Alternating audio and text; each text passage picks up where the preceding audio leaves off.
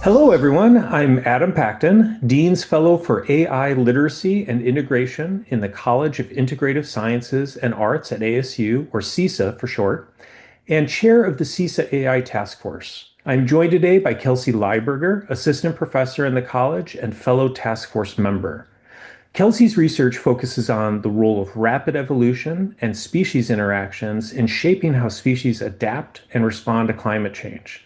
And today, Kelsey's going to talk with me briefly about her work, coding, and artificial intelligence. Thank you for being here with me today, Kelsey. Thanks for having me. So only have a couple questions for you today because we don't have a lot of time, and I want to get right to uh, how your work intersects with AI and the really amazing stuff that you're working on right now. So, first question, how did you first start coding or computational methods in your research? Was there a specific moment when you realized programming could expand what you could ask scientifically? So I actually went into a PhD program that specifically is known to be very quantitative. And so I knew going in early conversations with my advisor, they wanted me to get really good at coding in order to do that research. Very cool. So that sort of brings me to I think the key question that I really love to pick your brain on, which is many researchers, no matter what their field, are now expected to code, even outside of computer science. How do you think this shift is changing the culture of research and collaboration in ecology and biology and really across the disciplines? Yeah, I think that being able to code, or at least in some way, model and analyze your results is very standard in ecology.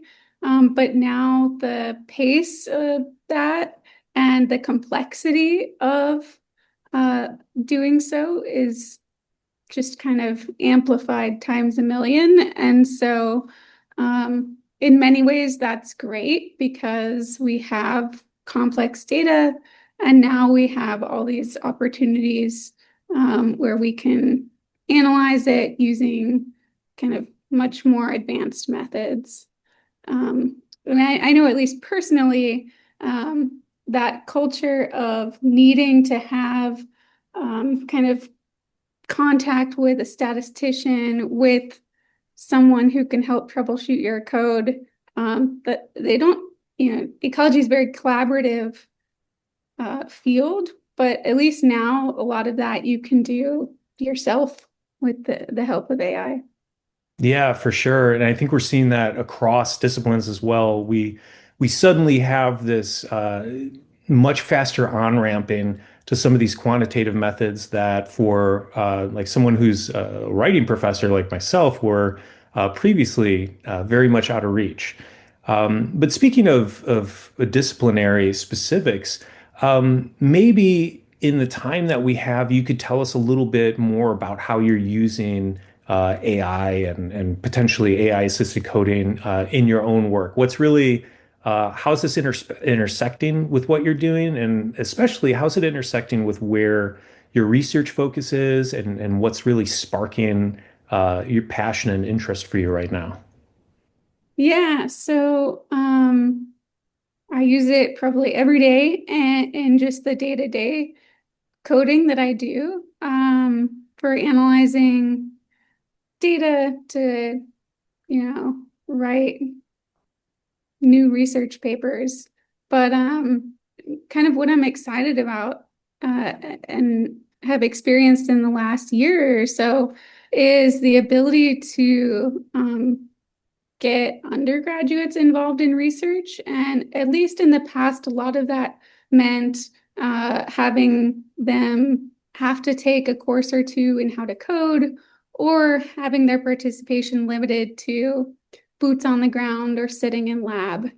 So this actually means they get to kind of continue that process, analyze the data that they've collected, where they can, you know, sometimes they know more than me about what tools are best to use for this, or they'll go in They're like, okay, set up GitHub Copilot, and here are some really awesome graphs in our next meeting, which just wasn't at all possible before. Or, that would be a year-long process. Yeah, that greater accessibility and our students coming to us, knowing some of these tools, it can be a very humbling experience. At least I'm definitely finding. So we've got just a couple minutes left. I promised a real short connection. What advice do you have for people in your field and potentially, across different fields to best just sort of dig into AI so assisted coding and AI assisted, you mentioned data analytics. What's a great first step to get started? Because for a lot of us, especially those of us who may not be, living in STEM fields, it can be a little intimidating. So what would be our first step on our path to AI assisted coding? I mean, you probably know what question you want to ask. And in all seriousness, having AI, asking directly what that coding method should look like, having it scaffold that for you. And then like for the most part, it can fill things in correctly. That being said, there are some pitfalls where, it's not perfect yet, and you do need that oversight. And catching those errors, especially when you're new, is can be hard. But to more directly address your question of how do you get started is just to try it out. Try out. You can now load in small data sets, ask it, you know, start with a regression for these different variables, and then have it try that out. And I guess um, when it does spit something out, it's always good to do a sniff test, right? Does what it produced make sense? But have fun with it. So I think that's such an amazing place to end with because if I'm hearing you correctly, it's ask your question, play, and verify. Great advice, I think, as going as far back as science essentially goes back. So, Kelsey, it has been such a pleasure chatting with you today. You're such a valuable colleague on the task force, and I always love to learn a little bit more about your work. So thank you again for joining me on behalf of the task force, on behalf of everybody viewing, and have a great day. Yeah, thank you, Adam. Bye bye.